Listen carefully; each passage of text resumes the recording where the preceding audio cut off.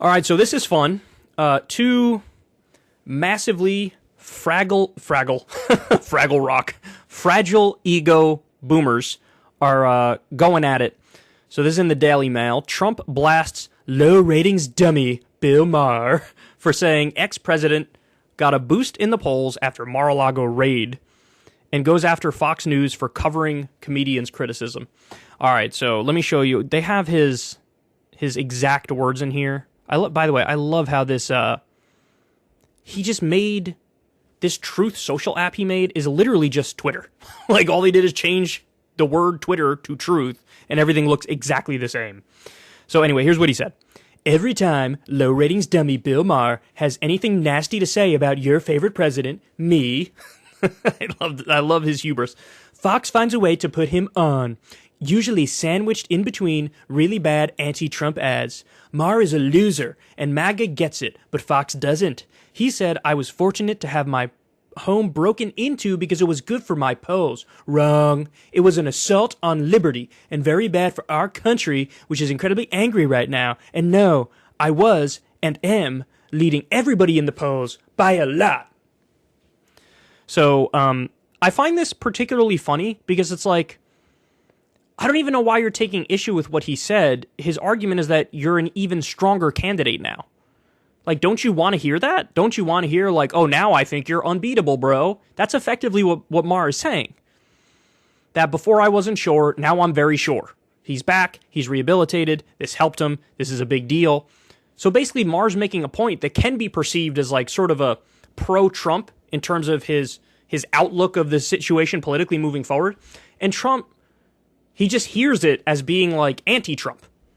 I would argue the anti-Trump point is the point that I've been making, which is, no, I don't think this helps him in the long run. I don't think it helps him at all.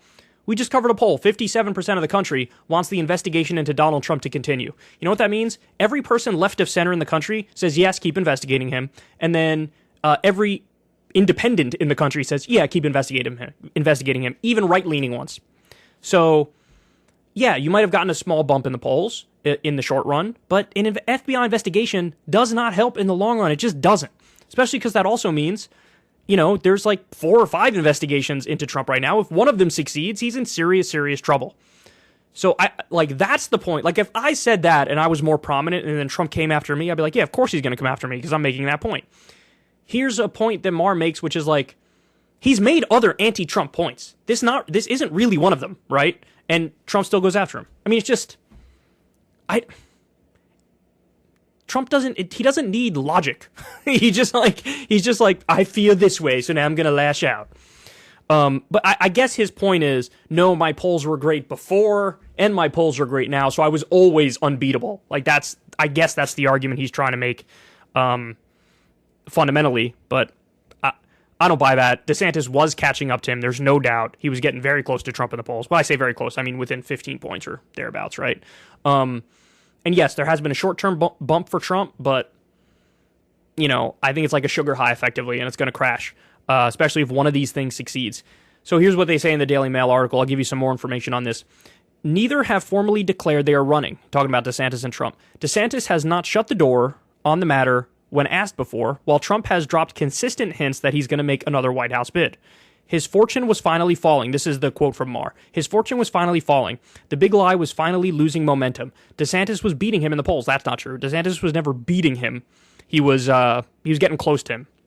There may have been like some favorability polls where DeSantis had higher favorability, but that's not the same as like a head-to-head in a primary poll. DeSantis was beating him in the polls. You know who hates this more than anybody? DeSantis, Maher said. Speculating about what the Florida Republican was thinking, Maher continued, I had this in the bag, and now I got to run against President Martyr. And this is saving Trump politically because now, of course, all the Republicans, what do? He added. Maher jabbed at Trump again on his most recently taped show, which aired Friday last week.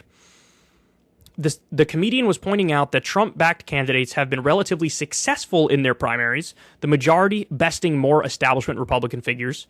Say what you want about Mr. Evil, but boy, what a politician. I mean, that's impressive, in an evil way, but still impressive, Maher said. And while Trump denied that the raid had any effect on his polling numbers, the ex-president also shared a DailyMail.com article on Saturday night that showed him getting a decent boost in one recent survey amid the Mar-a-Lago fallout.